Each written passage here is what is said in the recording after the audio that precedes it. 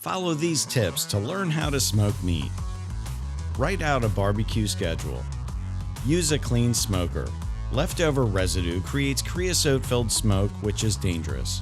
Trussing or tying your uneven cuts of meat with kitchen twine helps them to keep their shape and allows them to cook evenly.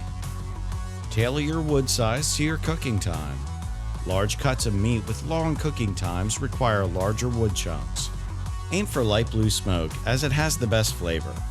Dark, puffy, and inconsistent smoke creates unpleasant flavors in the meat. If you encounter this issue, add air to correct the problem. Only lift the lid of your smoker at planned intervals to tend to your food, fire, and water pan. Do not lift the lid otherwise. Use smoke for half the cooking time.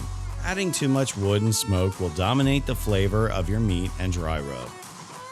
After the first half of your cooking time elapses, allow heat to finish cooking your meats.